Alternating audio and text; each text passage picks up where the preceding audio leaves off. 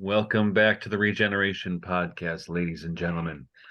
I'm your co-host Michael Martin here from the cloudy, actually the Michaelmas Eve Yeah, I was going to mention in the that. state of Michigan, and there's my co-host Michael Sauter. Mike, how are you?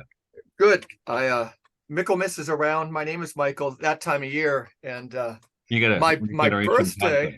my birthday was on the same day as Johnny Appleseed's and T.S. Eliot's and George Gershwin's and Olivia Newton-John's, and that was 2 days ago, September 26th. All right.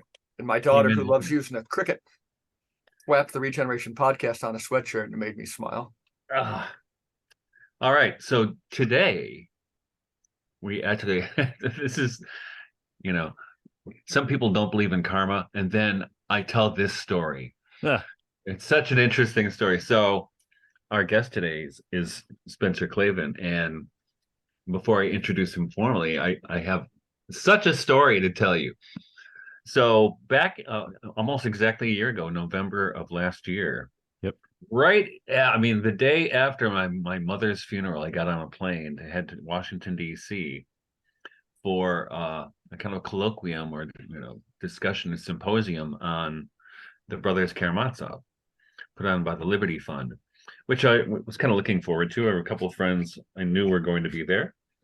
And actually, Mike, our former guest, Adam Simon. Right. That's met him there as well. Yeah.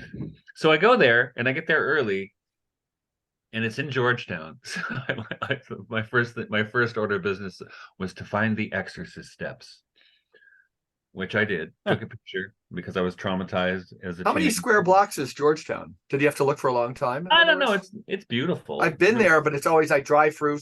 Somebody takes me to a restaurant and I'm out, but I don't have a feel for the restaurants are really good. But I don't know how big it is exactly. But we were in Georgetown, and the first night we had like a dinner to get to know each other. But when we started the actual conversations, we had assigned seating. And I was seated next to this younger man, younger than we are, who was really, really smart guy, and had all kinds of insightful things to say about what we were talking about. And at one point, he referred to one of my heroes, right, Thomas Traherne, and one of mine too. So at break, I said, we'd go out for drinks every night and have dinner, and I'm telling this young man, I said, yeah, it's interesting that you're mentioning Thomas Traherne. I was probably my proudest moment in my academic career has been when I wrote the foreword or the introduction to the Centuries of Thomas Traherne. He said, oh, you mean this one? He was quoting from the one I edited and introduced. Karma. So, and we were sitting right next to each other. That's kind of the funny thing. And then, speaking of Washington, D.C., I was invited this past July to come and participate in a conference in Washington. And I was one of the speakers. And guess who one of the other speakers was? The same guy, I'm guessing. That's right. Raising my hand. The same guy.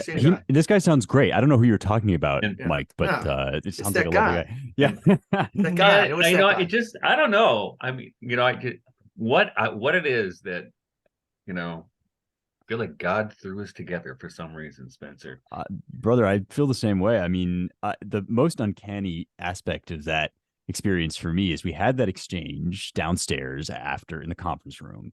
And then we all kind of went our separate ways for a break. And I, as I typically do, have a bad habit of scrolling on Twitter. So I was scrolling on Twitter and kind of chatting with people. And I was having this really interesting exchange. And then I was like, oh, it's you. I'm talking to you. I've just left being with you in person. And now I suddenly realize that you are, in fact, Sophiologist. And at Sophiologist. And no, I mean, there is something about that book in particular. I have this joke that God prepares my reading lists. Mm-hmm. And by that, I just mean that the stuff you happen upon turns out not to really be stuff that you're happening upon. One interjection, Soloviev has as a line in one of his Visions of Sophia, a line that says, Sophia, chose my every book. Wow. She chose, it's beautiful, right? I've told my wife that's my epitaph. It's terrific. It's like placed golden thread for books. Yes, that's exactly right. And I have certainly found that to be true. In fact, I was just at the Landmark Booksellers the other day, which is this beautiful bookshop in Franklin, Tennessee. And I kept walking by this book and thinking that's not something I would ever read. But it just kept catching my eye. It's called The Three Body Problem. It's this Chinese science fiction novel. So I pick it up, and lo and behold, the first chapter is about exactly what I'm currently writing about. And so, I mean, that sort of stuff just happens all the time. And Traherne was one of those books that just felt particularly kind of luminous. The only time I've had that experience quite so strongly was when I found Owen Barfield's Poetic Diction by chasing down a citation in C.S. Lewis. And so for that book then to be the one that was edited by the guy I was sitting next to, and I think it might have been you who brought him up first, Michael, actually, and then we kind of went back and forth a little bit, and it's these things, once you start to look at them, you kind of can't look away. It becomes impossible to ignore. True. And we keep being brought together. So Yeah, it's like natural exactly. that you should come on the program. We Now, haven't done a show on Barfield. Like, we got to take a note. We haven't done a full one, which is crazy. Oh, Yeah, it's so probably mental 'cause note. it's so obvious, right? Maybe we'll have Spencer on again. If you do, I mean, I would love to come back if you do. There's a want guy, to, Jordan Peters. Jason Peters from Front Porch Republic. Yeah. He did his PhD on Barfield. Right. Yeah, he's so damn funny. And also, when we get back to the introduction, now. Yeah, sorry about Oh, that. right. Sorry. Now, Spencer is a scholar. He's also a singer. He was. Now, you got your doctorate from Yale, is that correct? Actually, the PhD is from Oxford. I was at an PhD. undergrad at Yale. Yeah. Your undergrad was from Yale. Yeah. Where you were in the noted singing group, the Whiffenpoofs, correct? You pronounced it perfectly. Yes. And then, and that's one of the things that came up. We were in DC that one time, and so you got your doctorate from Oxford in classics. That's right. And what did you write your dissertation on? Yeah. Ancient Greek music was my subject, and I was particularly intrigued by the philosophy of semiotics at the time. So it was the semiotics of ancient Greek music, but kind of branched out and also into performance theory and reconstruction and how much we can know about how everything sounded. So, and what's interesting about that is because now Spencer's most recent book is How to Save the West. And I have to assume that Spencer's love for the classics has something to do with it, and I share that love, though I'm not as expert in it as Spencer is. And in fact, you'll like this story. So we homeschooled our kids with a kind of Waldorf classical high school curriculum. The elementary curriculum was definitely a great blend. But my youngest daughter just started college this semester as an art major, and when she was texting me when she first said, "I'm really nervous about this philosophy class, Dad. I really know what to do. I'm kind of scared. The guy's scaring me." And then all of a sudden she gets into it, and I'm getting texts from her all the time, and she texted me yesterday. Why is philosophy so cool? And I said, because you're asking the right questions. But what I also notice is that having taught in higher education for, almost 25 years now, the life questions are obvious by their absence in most of higher education these days. And this is, if you read the introduction and you just get in the beginning of Spencer's book, How to Save the West, this is exactly where Spencer's going.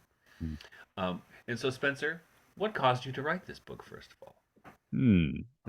Yeah, well, there's maybe a bridge that I can draw from the kind of squirrely academic writing Greek music to the person with enough kind of chutzpah and perhaps foolhardiness to write a book titled How to Save the West. And that is that, I adored my time as a graduate student. I have nothing but good things to say about the particular path that I took and the people that helped me along the way. But I also encountered exactly what you're describing, Michael, this feeling that somehow we were dealing with secondary questions almost all the time as professional academics or professional academics in training. It was like we were talking about how to paint the house, but we hadn't talked about the scaffolding or the structure, and those primary questions have kind of become unfashionable to ask or talk about, in part, I think, because there's this sense that, well, they've already been talked to death and you have to find some niche where you can make your mark. And so you just take it as read that everybody has already said everything that can be said about meaning and truth and beauty. And now we're going to kind of embroider the edges of the various things that have been said. And that was just fundamentally unsatisfying to me, especially because I had always known that I was not in this for, the academic laurels. I very much was in it for what I could kind of offer. And I've always loved reading and I've loved the great texts, but I most especially have loved presenting and popularizing this stuff. I really do feel and have experienced, as you, Michael, have as well, to much greater degree, that this is not kind of a hobby or a side interest. This is kind of like urgent lifeblood. And when you give it to people in a way that they can digest, they respond that way. And so as my career kind of started to get going out of grad school, it really did turn in a much more generalist direction. I felt that I'd kind of gotten this backing in the classics, and now it was time to start kind of engaging with the world. And that's what led me to my podcast, Young Heretics, which just is, I call it the classical education you didn't know you were missing. It's just, all I do every week is talk about some great text or concept or, historical moment. And there is this enormous hunger that I met through that, just kind of thinking that I was going to be talking to nobody and finding that there are all these people out there, just really enriched by that. And eager to wrestle seriously with rich and in some cases difficult, complicated texts, as long as they feel they're convinced that you really do believe it matters, as long as they can hear from you that this is something that has something to say to them. They genuinely do respond, and this was a great joy to me. And it's out of that sense of need that I wrote the book. It really is kind of just a introduction in the most kind of direct and urgent way I knew how to kind of say, okay, here are 5 major areas where things seem to be falling apart. What's under the surface? What are the major first order questions that we are struggling with or failing to struggle with that have brought us to this point? And what are the resources that are on offer to us from a tradition that maybe goes deeper than like Last Night on the Daily Show? And so that's what the book's about. Yeah, and I have to say, I mean, this is a rare gift that you have, because you don't see it too often in people with this kind of academic background. You write in prose people can actually read, and that it's appealing. I mean, it's you have beautiful style, and it's very personable, but it's not intimidating. You're not a you're not an academic show off speaking to the esoteric. Which is nice. I mean, I mean, I think that's like you said. You became more of a generalist, and I think I did too. Yeah. For expressly those reasons, because this is not about, for me, and I can tell for you, it's not about um, ticking off boxes on the way to tenure or even beyond. And you look at that, and to me, it seems like a rather impoverished existence. Mhm. But what you're tussling with, both in this book and I think in your podcast, and this is what I love about your podcast, it's you're contending with the classical life questions. Why are we here? What gives life meaning? And so much of academic discourse these days does not do that at all. Right. Yeah. Does not do that at all. And the thing is, I've noticed in the classroom, and even today I was teaching. I was asked by this local community college to teach a humanities course, and I Yeah. blew them off all summer. I said, "Okay, I'll do it." And the kids, they want to hear those questions because we all, I think, Right. have the life questions burning inside of us, and we don't know there's a forum for that. And Yeah. when you give students or other human beings, and I think this is what you see with the attraction that people have had for Jonathan Pageau and others. I remember that. I remember that. Lost bugging me. Yeah, I love this guy. Hey. Sorry. I remember I'll when be I out in a minute. saw the title of the book, Richard Weaver's Ideas Have Consequences. I'm embarrassed to say I was over 21. Yeah. But I'd gotten all of college and 1/3 of my classes. My roommates told me I went to less than 1/3 of my classes total. I did fine. It was a decent college. And if I had to take a humanities exam, I'd go to the Collier's Encyclopedia, the World Book Encyclopedia, and another one. And I would read about St. Augustine, City of God, and I would read about Dostoevsky. And then I would write my essays and everything. And I just had no idea. Then I fell into something of a depression and did a little bit of reading. It was how I stumbled onto my friendship with this Hungarian novelist, Stephen Vizinci. I was lost. My mom died. And then the notion, he put me into a book, his book, The Rules of Chaos, changed my life. And then I just saw the power of ideas. Then I saw there was a book called Ideas Have Consequences, but I was 21. Yeah. And I avoided the whole thing. I had a great time, but I'm not even saying like I was a party animal. I didn't know the world existed. Sure. Yeah. I just had the most extraordinary conversation with a fella, Eric Rostand is his name, and he has undertaken this kind of enormous course through the great books. He's picked 200 of them, and that's going to be his life for like the next 10 years. So we were chatting, and one of the things he said is that when he embarked on the whole enterprise, he had a conversation with a fellow that had gone through a master's course in literature and then kind of dropped out of a PhD program, but had spent some time at the doctorate level and felt, of course, incredibly intimidated as in his view, sort of an amateur, thinking, well, I'm going to be talking to this guy who's read all this stuff. He'd read none of the books that Eric had undertaken to read, talking about like Moby Dick and Crime and Punishment and these real doorstopper and kind of landmark texts. And it was exactly that same thing he had read about reading them.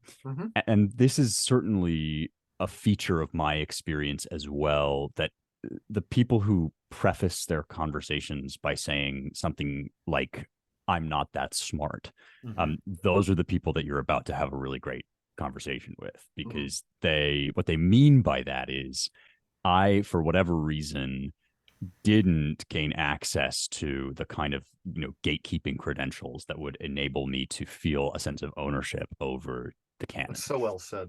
Thank you. And in a way, what happens, I think it's happened, is the internet in these forums like this, right? Yeah, this is the new Agora, right? Yeah, that's absolutely right? So we're heading for Hemlock. That's where we're. I was going to ask you about that, yeah. Spencer. Being younger, what can you say about the internet and like maybe these young guys and things like that?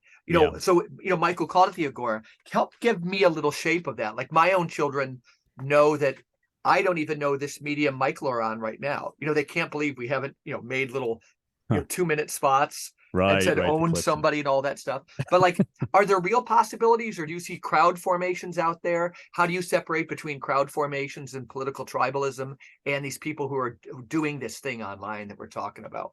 Yeah, maybe the best way to describe myself on this issue is that I am a screen skeptic, but an internet optimist. That is, I think we have a really unhealthy relationship with our physical devices and with their place in kind of our physical world. But the format of internet connectivity has this enormous potential that we are only beginning to unlock and to reckon with. And the best way I know how to describe it is to say that when I started my podcast, the first episode when we launched, I had this idea in my head that the function of the internet in sort of the modern consciousness has been to shrink the attention span. And so I brought to bear upon this first episode my whole training, sort of writerly training, which has always been to cut, to really just pare things down and hone to exactly the 800 words that you have to say. And so I put out a 30-minute episode on the Iliad, and I thought, just this enormous text, this huge topic, and I'm just really going to kind of nail it in this short span. And the first thing that everybody said, got a very positive reaction, but the only criticism people had was say more, talk longer, ramble, like go down these rabbit holes that you are mentioning you're not going down. Because I would say things like there's this whole, scholarly discourse that we don't want to get into, and people are like, no, get into it. Wow. That's a Yeah. fascinating story. Really, really, really. Yeah. And even just the other day, I wrote a little newsletter in which I sort of jokingly said, don't even get me started about the Ur-3 dynasty of ancient Mesopotamia, but maybe kind of do get me started about it. And immediately somebody wrote back like, I want to get you started about that. Like, please say more. And what I realized is that many of the criticisms about the internet that have been levied are actually about TV. And the kind of attention span criticism is actually a TV era criticism, which it's TV that has sort of shortened everything into these sound bites and trained us really to only focus on these little snippets. And we did carry that mentality over into the advent of the internet, but at the same time, we didn't really recognize that the internet was doing something completely different, and that was expanding into this incredibly relational, oral format that is an agora. I mean, Michael used the perfect term, agora, right? It's an oral culture, which represents itself sometimes as a written culture, and that is just there's enormous potential there for open-endedness and for just this kind of serious person-to-person engagement with people that just want to know what you have to say that is of value. It's like what they the Luke says in Acts about everybody at the Areopagus was just waiting to hear what new thing could be said, and that's why they listened to Paul, and that's kind of where we're at, I think. What jumps out at me is just one insight would be like a book on that phenomenon. If you were to write that up, it would have to have an interesting chapter, wildly interesting chapter on internet pornography, right? Because that access point, it's all visual. When I had to look at the problem on campus from campus ministry in like 29 years, you could see that young people, if they were just going to go to the strip club, they had to go to the seedy part of town. There was all this embodied stuff. But once it's in the house, right? And that, if that's, that whole idea of which way you're going to go, you're going to choose life, you're going to choose death on this thing. I was just telling some students yesterday. I say when I was a kid, you had to make an effort to find pornography, and you had to look like a fool in front of your friends. Going back to the point, I think, the weird thing is you were mentioning, Spencer, with this kind of commercial to commercial attention span. But the other thing of it is, and as you say, you had people telling you, come on, go there, go down the rabbit hole. Great story. Because in these longer form podcasts, I listened to one that was an hour and a half long today. It allows people to do, it's almost like the anti-internet. It's the anti-fragmentation, because you're following this long, like this discursive conversation between people, and you're participating and it's a participation in thought. Yeah. That most of our culture doesn't do. Right. Most of it, it's got a weird thing in that way. Right. I mean, on the one hand, of course, would it be better if all of us could get together like over a whiskey and have this conversation? Yeah, sure. I mean, embodiment, I think, is always the ideal. And which Spencer and I have done. We have done, and we'll do it again. It began there too. In a monastery. I think even the fact that your first meeting was in flesh is different than if the first one was online. Or not, it wasn't like right or wrong, but it helps. Yeah, Spencer does make a mean martini. I just have I screwed up the first martini, and Joe, our mutual friend, has never let me live it down because I put orange bitters in it and turned this bright shade. Yeah, but okay, so that's the ideal, and I do think that the right model here is kind of concentric circles expanding outward, like our embodied life as this kind of core, and then our technology sort of augmenting that rather than replacing it. But on the other hand, how many of these sorts of conversations are even going on outside of the podcast world? Suddenly you have this place where these sorts of things happen, and and you guys and we and Peugeot and John Vervaeke and all these guys can just kind of expand a little bit intellectually. So let's go back to your book a little bit. So sure. You mentioned you're examining 5 different areas. Why don't you give us an idea what those areas are? Yeah, sure. So they're called crises in the book, and I kind of take care to specify that I don't mean that in the kind of news cycle-y way that you hear about the COVID crisis and the supply chain crisis and so forth. The point is to kind of reclaim that word for its original Greek meaning, which is a decision point, a choosing between two irreconcilable options, right? The verb krino in Greek means I judge or I decide. And kind of the governing thought of the book is that underneath many seemingly disparate news stories, internet phenomena, trends, and so forth, there are actually first order questions at stake that the internet has forced us to reconsider. And they are the ones that we've just been talking about. What's my place in the universe? Is there a God? How do I know? And so forth. And so the 5 crises are each about one of those questions. The first, the reality crisis, is about the problem of truth. Is there truth? How do we access it? What's its nature? Which has been, I think, kind of an issue that has been gradually gaining steam for my entire life and has now reached something like a crisis point. Then sort of related to this, like, what is the nature of our embodied selves? Why are we the way we are? And that's the body crisis, which you see now in this, both in the kind of transgender phenomenon, but also in its, next gen analog, which is the transhumanist situation. And of course, nobody writes with greater, perspicacity about this than you, Michael. Like, there is just, a deep underlying horror of the human body, which is at once quite ancient and also kind of unrealized and new in incipient in our culture. So that's what that section is about, the body crisis. And the next 2 are kind of connected. There's the crisis of meaning. How do we make meaning? How do we communicate to each other? Why do we do that? And then finally, the crisis of religion, which is, what's behind all of our communication? What is our meaning grounded in? Because I think that's ultimately a religious question, ultimately points us beyond matter, since all of the signs and symbols we use are in some way material, but must refer, I think, to something immaterial or supernatural. And then finally, just because I thought it would be worthwhile to kind of show the applicability of all these big questions to the immediate sphere, there is a political crisis chapter on the crisis of the regime, which has to do with just where's America headed and how do we understand America's current situation in light of a kind of longer view of political philosophy. That's what that was about. Very good. Great. Yeah, I mean, that's the question. Oh my, I have these conversations regularly with young people. Yeah. But here's the thing, though, right, Spencer? Yeah. It's called How to Save the West, and implicit there is it's in trouble. Yeah. Right. So what's gone wrong in your estimation that it needs saving?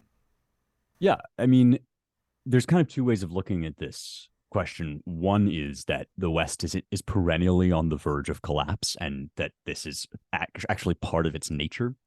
And I think there's a lot of truth to this, that in fact, one of the hallmarks of Western thought is Renaissance, rebirth, and of course, resurrection.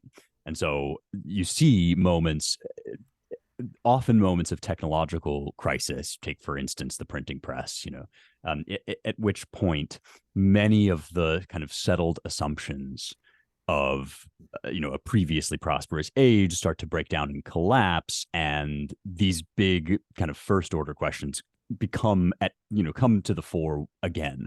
I think of the Protestant Reformation as one such moment when it seemed as if we had kind of settled on some things about where divine truth comes from and how we know it and so forth, and yet suddenly there was kind of more to know. So on the one hand, you can say, well, this is always happening, but I do make the case in the book and believe still that we are at one of those particularly acute moments of crisis. And my sort of suspicion about why this happens or why it's happening now is that the truths that the Western canon and the Western tradition are designed to deliver are ultimately transcendent truths, eternal truths, divine truths. And as such, there actually is no permanent human or physical clothing that we can offer them except ourselves, except the tradition and the communication of wisdom from generation to generation. Um, and and if we attempt to kind of nail down a set of rules or laws or even, you know, artistic images that, you know, will stand for all time without our ever having to get beneath the skin and reconsider them, then we are engaged in what the Christian tradition identifies as idolatry. Like, that's why that's kind of the core sin, is because we are, as fleshly beings living in time, always tempted to do that. And I think we, you know, Great use of idolatry.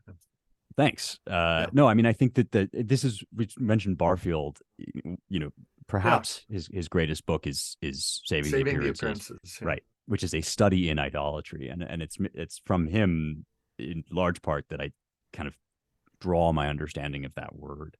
Or that theologian William Kavanaugh is doing his book on idolatry. Yeah, a new one. And I was hanging out with one time and I was saying, read Barfield. And I don't know if he did. I don't know if he brought it into his book, but we're waiting for it to be published. Interesting. Yeah. Okay. You know, it's an urgent subject, and it's one that I think, like many kind of quote unquote church words, it's very difficult to puncture. And this is in fact another instance of idolatry. It becomes very difficult to puncture the sound of the word, which kind of for Berdyaev, he uses, you know, objectification to capture about 80%. Don't you think of what we're getting? Yep. Absolutely. Agreed. And in fact, one reason why our present moment is so cute, I would suggest, and this is really the topic of my, you know, we're now kind of branching into the topic of my next book, but still, you know, one reason why our current problem is so acute would be that our crisis is specifically a crisis of objectification. And How to Save the West does kind of deal with this, that really in various forms, what we are dealing with is the tempting but ultimately fallacious idea that we can locate truth in objects entirely outside of us, independent of us. And this is, you know, right at the core of the scientific revolution for all of its benefits. It also does have this implicit. It's right there with Archimedes, right? You know, the whole notion that you can get an Archimedean point, you know, that's rootless and fleshless, and comment on things, you know. Exactly. That's beautifully put. And it also, you know, comes up in Laplace, right? That if there were some mind standing outside of things. But it's in, you know, it's in Galileo too. It's like it runs very deep, and it's Kant, you know. Yeah. And I think that we are currently really up against the choice whether to persist in that fallacy, which will destroy us and is destroying us and has taught us basically to regard ourselves as hunks of meat, or to admit what many different sources of knowledge are currently kind of screaming at us, which is that we are essential to the creation of reality. Like, we have a real participation in now I can see so clearly why you guys met, and you're going to stay in touch for the rest of your lives. That's the place where you come together so well, you know. That's right. And every time I talk to Michael, I come away with like 5 different things I have to read because he's been thinking about this stuff for so long. Well, I think what you're describing too, I mean, you know, is, you know, that objectification you're speaking of is what it ends in scientism, right? Right.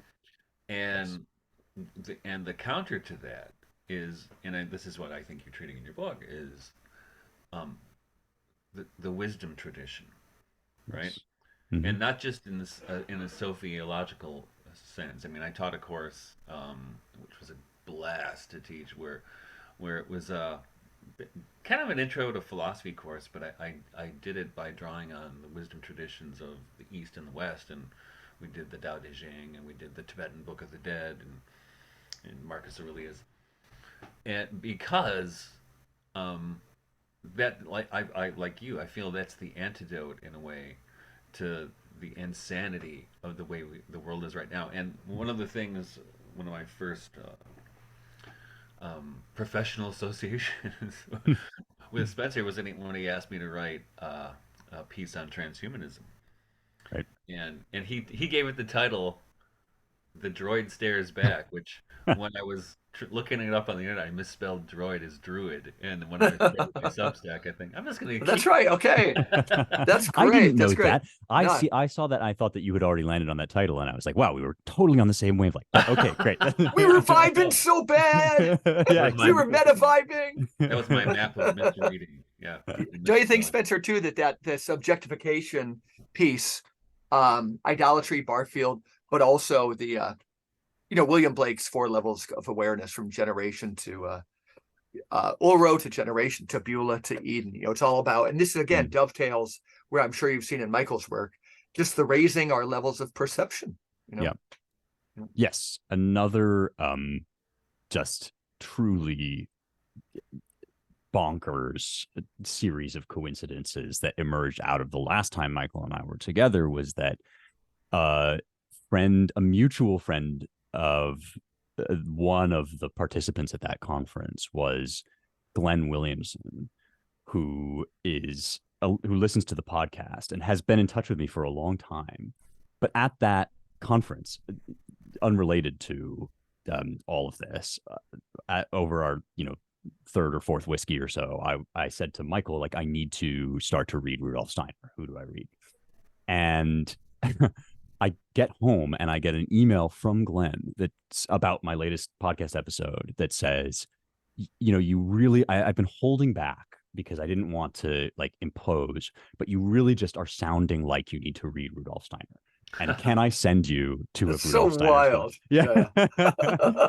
So I said, yeah, Glenn, I guess you can. Like, and so yeah, so I've been sort of finally, and of course, that's wild. It's insane. It's insane. And of course, but tell us a little bit about like is somebody like entering? You're going to help so many of our listeners. Like, oh yeah, how did you enter? How is it working for you? What seems batshit crazy? Yeah. So I will back up and say that I kind of dipped my toe or like saw the threshold up ahead when I started reading Barfield, because Barfield's a big Steiner. It's a great case guy. Yeah. And I actually discovered fairly recently that Barfield wrote dialogues, between Worlds Apart and I just finished Unancestral Voice again 2 days ago. It's an amazing book. That book, think of our policing question we're having now. It's treated in the book. Yes. With clarity. It is. And actually, I find his dialogues perhaps clearer. I think his prose is helped by the dialogue form in some way. And so both of those books were really meaningful to me. And in Worlds Apart, you probably remember, they start to kind of edge up on the Steiner stuff. And Barfield very winningly has one of the characters say like, oh, this is your crazy Steiner guy. Like, there's like some acknowledgement that all of this is a bit out there. And I admit that has been my sort of hang up or hesitation. And I'm not exactly sure why it is that there's that aura around him. But, it took me sort of getting to know Barfield more to sort of feel that I wanted that route in. And then maybe because I had all of this Sturm und Drang around him, I was quite surprised at how sort of lucid and straightforward it all. I mean, I started with Philosophy of Freedom. Oh yeah. And it was when he started talking about thoughts emerging from things like flowers out of seeds that I sort of was like, all right, well, I guess I'm sold. Because that's just to me such a clear and perspicuous and simple way of getting across exactly what we're all kind of trying to say. This is almost like risking your reputation when you talk about this stuff and you have a big right. Even like these 5 minutes, it's so hot to touch for so many people.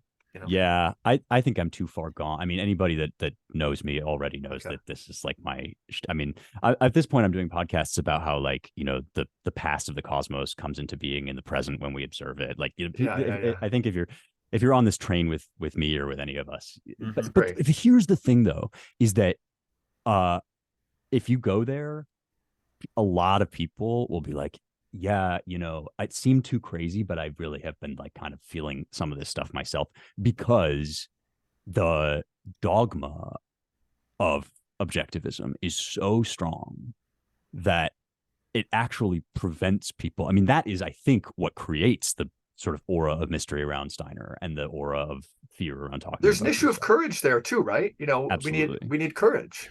And Yes. and Michael, you see this throughout the university, but this fear and this courage, that's why people can't do it.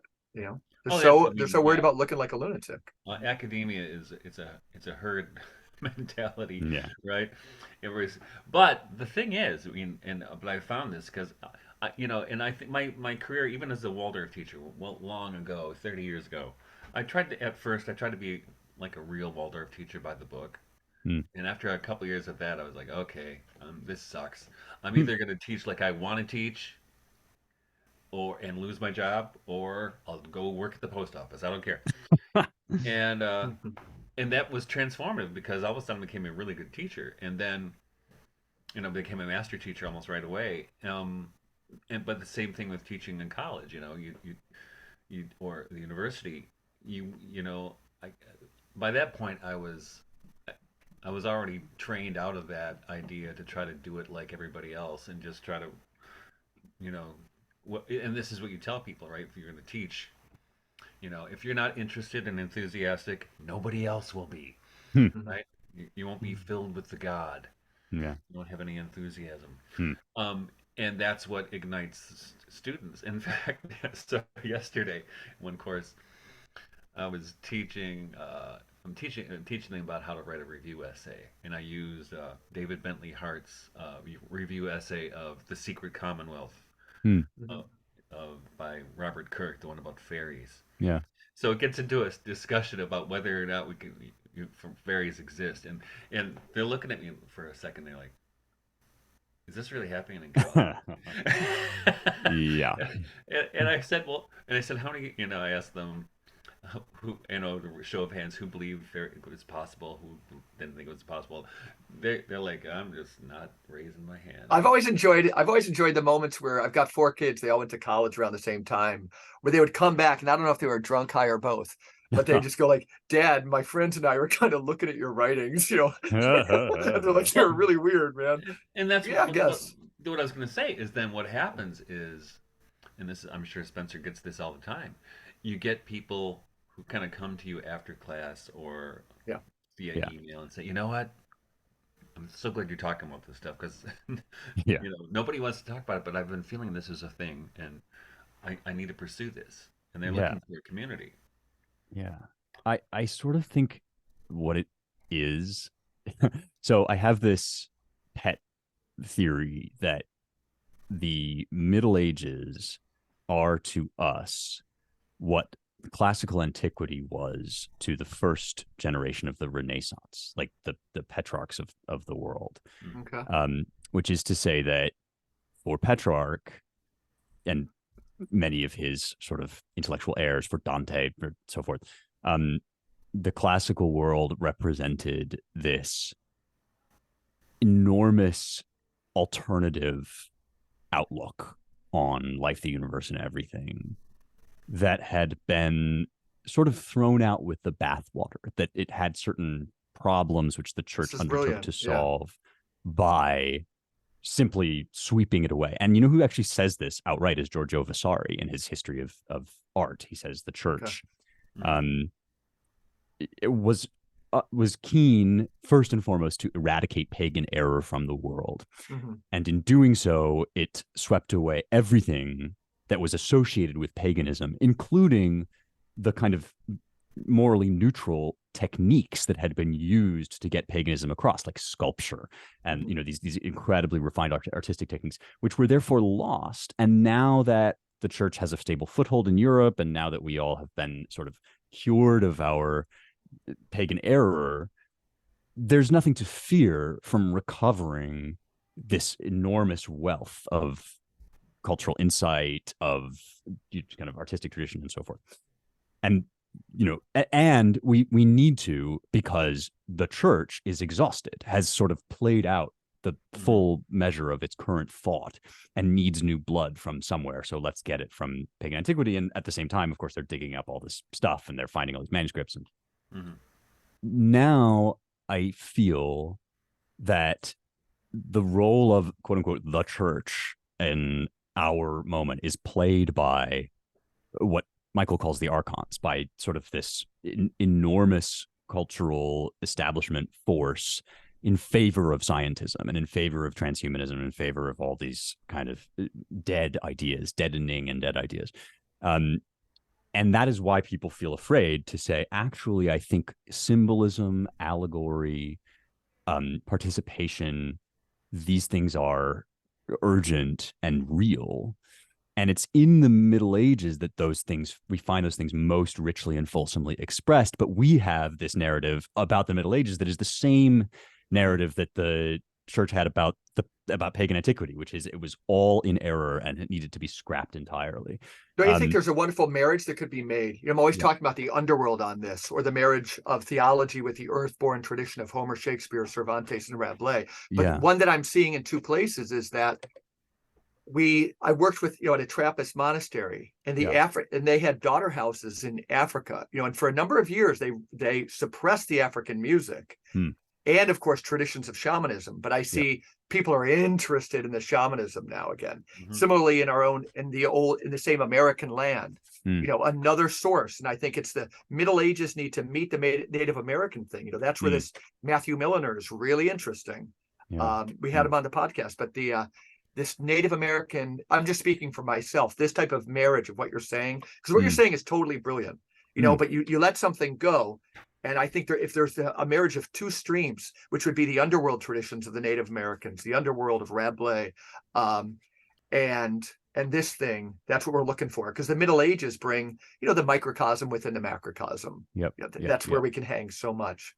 That's just me kind of extemporizing. I mean, you make me think of, I'm just a sort of incorrigible C.S. Lewis stan, and so I'm constantly bringing him up, but he does get this really beautifully vis-a-vis the pagan gods, the Greek gods. In his space trilogy, there are a lot of really suggestive passages in which basically the kind of implication is that pagan mythology was in fact in error as the church taught, but it was an error of kind of misapprehension rather than total fiction or fabrication, that there were forces in the cosmos that were stronger than us. And though they did have a created character, but they simply weren't meant to rule. And once placed in that sort of ruling position, they became distorted and became false gods and demons and so forth. But there's like a lot of sort of beautiful reclamation of the Greek gods as servants of the one God in that book. And ultimately, I think if we believe that all which is true is of Christ, and if we think that the whole world is being redeemed and not one thing was made without him that was made, there's got to be just a world's worth, a universe's worth of that to recover in every tradition. Yeah, it reminds me that's really hopeful. There's a moment in the Findhorn book, I think it is, which I avoided reading for decades, but about a year and a half ago, I caught it at an antique store for $1. I'll buy it. And in there's a moment where R. Ogilvy Crumb, I think his name, I can't remember. They call him Rock. And actually, he's mentioned there's this famous clip where you see from My Dinner with Andre, where they're talking about, where this guy, he meets this guy who's going around planting seeds, gives him a little pine seed to go. He tells him to get out of New York while it's still possible. And so this Rock guy, apparently, he would have spiritual communications or visions of the great god Pan. And in one of them, the Pan tells him, "I serve the Almighty God." And it's something I'm sure Tolkien or C.S. Lewis would say. They would lift their glasses to that one for sure. And I think this is an interesting thing you're talking about here, and I think this is often, what a lot of what we see right now especially in Christian discourse through the internet, is a kind of aesthetic fundamentalism, if you know what I'm talking about, where it's people trying to purify something. Where if you look at these moments, like you're mentioning, like the Middle Ages and the Renaissance, and even when Christianity spread to the British Isles, right? It's really what the fruitful thing is the cross pollination that happens between Mm, these cultures, where um,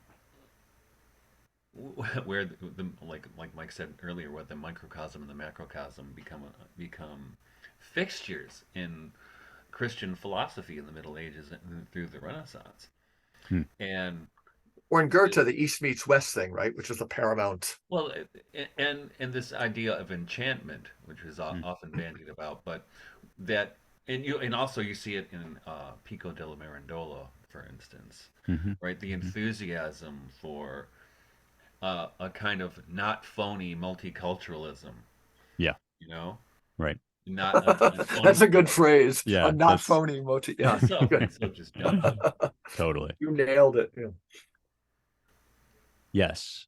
Um, it one of my current sort of obsessions is the dawn of quantum physics and that Mhm. whole generation of Okay. physicists, because I think they were coming up against this. There's all this stuff in their writings that you sort of think, well, like, you know, Jakob Who are the Blumenfeld guys you're told you that. specifically thinking of, like Fermi and I'm thinking of or a generation Heisenberg. earlier? Yeah, sure. I'm thinking especially of Heisenberg and Bohr, but Mhm. also Schrodinger to some extent, and even Einstein. Despite his sort of resistance to what I think are the implications of quantum.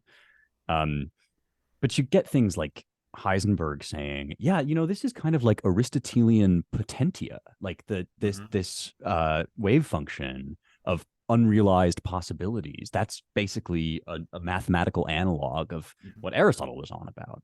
Mhm. And then it's like you get people talking about, well, okay, so the universe begins with this singularity, which means it's a quantum object, which means that in order for it to really develop in any serious way, it needs to be measured and observed by something outside the universe. Like, what if we posited a sort of authoritative observer who, Mhm. and you're just like, They're backing themselves in. Yeah. yeah, like, gee, Niels, like, I feel like I've heard that somewhere.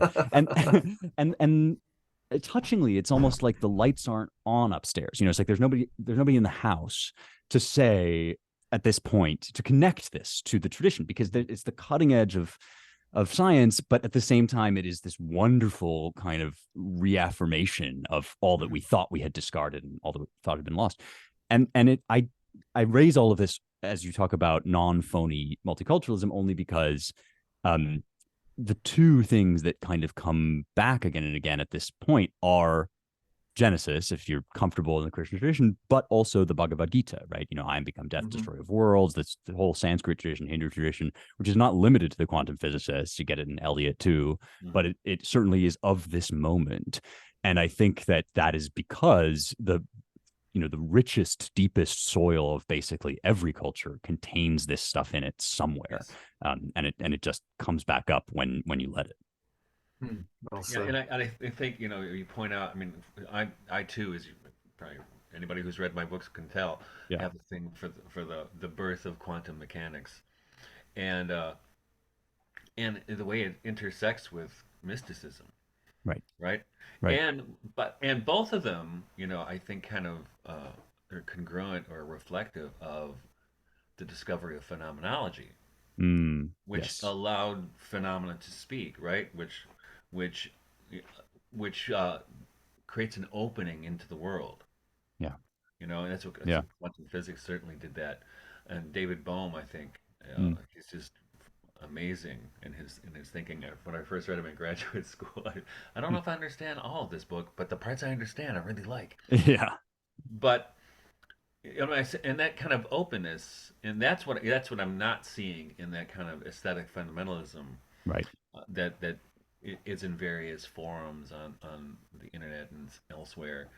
And Michael, say a little but you bit more do about see, this aesthetic fundamentalism. Yeah, I'm well, missing some part of it. Yeah. it's like the ortho bros in a sense, right? You're just Okay, gonna gotcha. have Okay. a whole aesthetic. We're just gonna stick to this, Okay. and it's Okay. I full of was something thinking, yeah, else.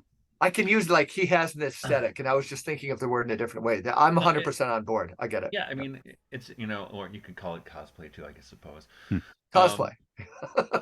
I That's thought but we good. had a Yeah, word yeah. for that. Is my point. but Yeah. this openness, I think, is it's something deeply needed. And mentioning all those great thinkers of the first half of the 20th century, also, if you look at, um, even though I'm not a big Freud guy, I wrote about him this I think it was last week in my Substack. Is I like Freud. I like Freud because what a I like creative him a lot. thinker, right? Creative What a one. creative Christopher thinker. Lash And loved you him. look at, Go ahead. but you look at that, and I always talk about this with people who are majoring in psychology. They've never read Adler or Freud or Jung or any, and it's amazing if you read those. Those were some of the greatest writers, Hmm. just as far as prose style goes, and thinkers of the 20th century. Yep. And now I can't think of anybody in that discipline with that kind of broad understanding of the Western tradition for one thing, but Yeah. also this this depth of interest in the world. And so often it seems like maybe I'm wrong and I'm just not seeing it, but the writing in psychology has become either self-help or a wing of the pharmaceutical industry, Hmm. right? Yeah, that's And well put. that's I mean, but you got to think, right? So a lot of those guys were writing in the face of two world wars, Yeah. the Holocaust, and they were compelled to return to the big questions, right? Mhm. Yeah. And to the crises that you talk about in your book, Mm. right? Right. Yeah. Um, this is there.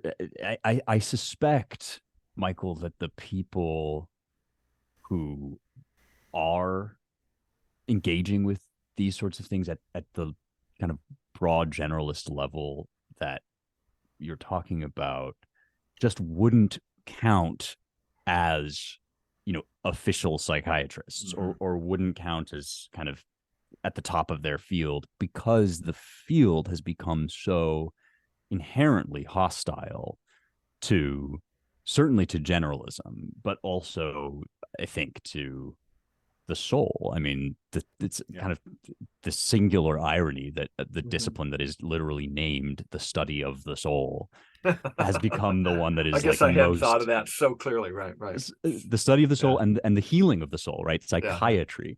And Mhm. and these are the two disciplines that in some ways most represent kind of the annihilation of the soul.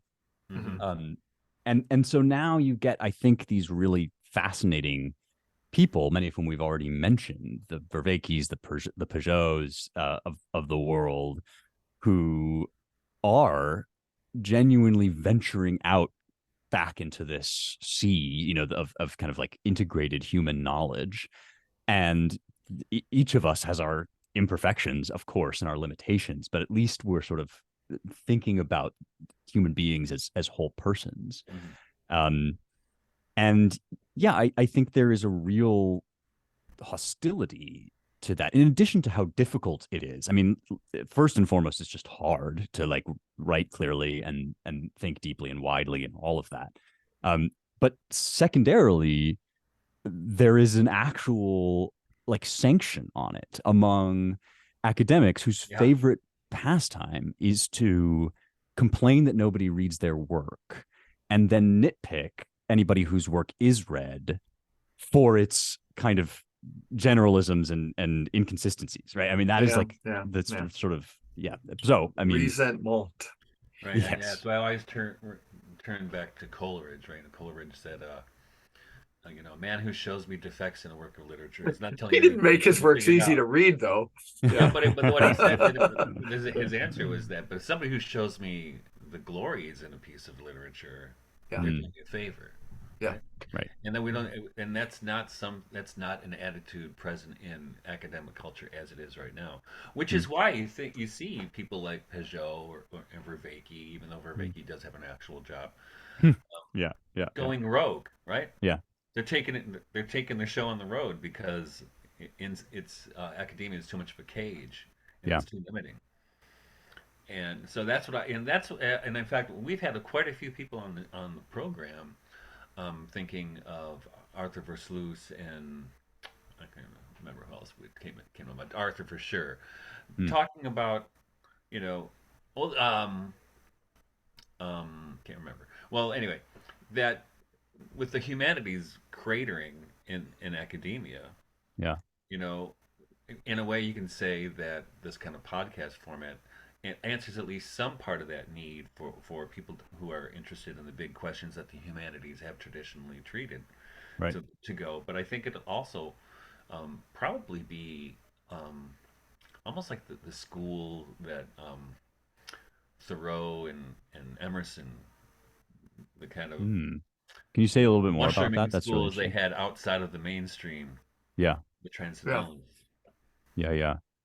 The epigraph of my book is this passage, which, again, to speak now for the third time of of Sophia choosing every book you read, Mhm. at a moment of real kind of personal uncertainty, right near the end of my PhD, as I was confronting precisely the move that I ended up making, I found myself in the basement of Canterbury Cathedral and stopped upon a pedestal which had a Bible open to the wisdom of Ben Sirach.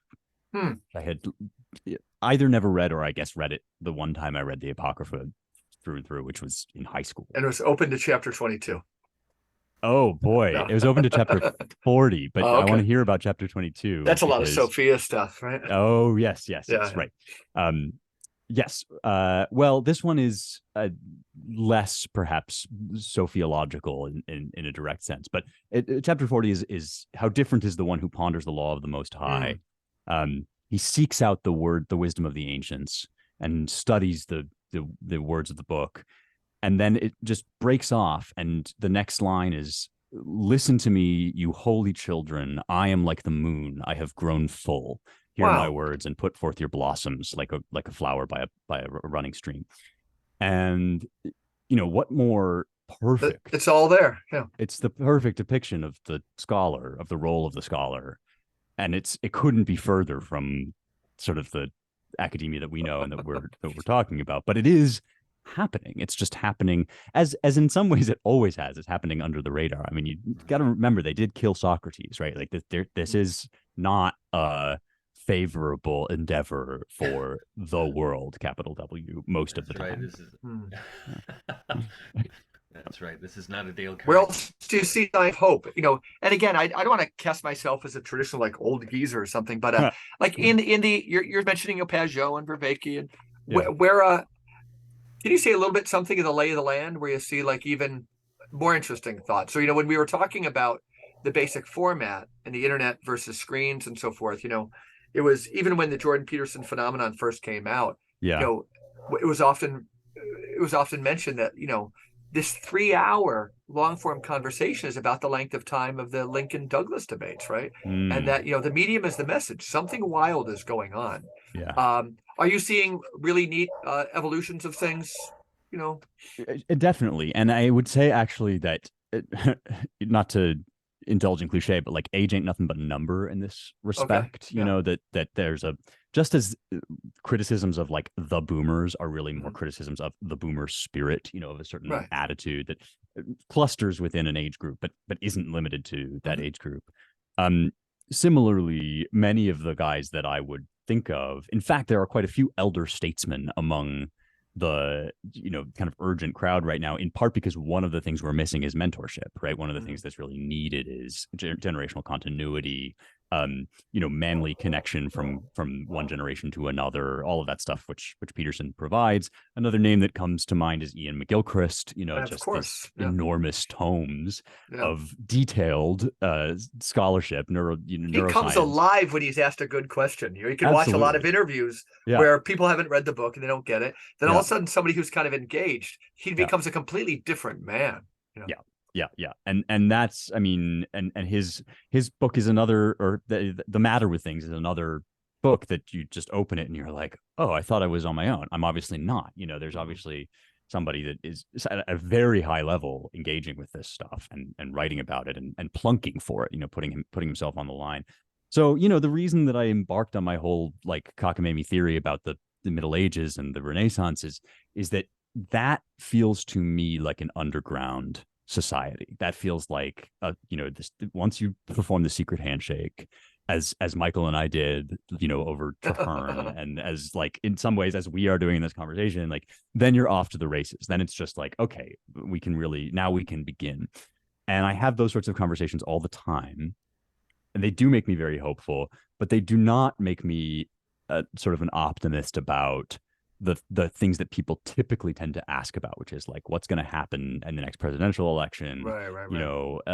What's going to happen with COVID totalitarianism, what's that going to morph into. Like, I tend to be pretty jaundiced about a lot of that stuff, and that's why my book is called How to Save the West, not How to Save America, because I actually don't think it's in your power to like save that stuff. I think it may be saved. You should hope for it, pray for it, work for it.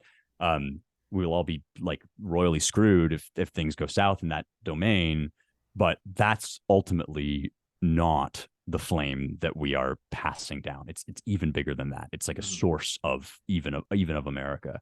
And so if this thing goes into the catacombs, it'll go into the catacombs, but it won't die. I'm very confident of that. On that, I am a total optimist. Wow, such an As interesting way happened to with say the it. Irish monks, right? When Yep. how the Irish saved civilization, and Yes. they actually did. And God bless them for it. Yeah.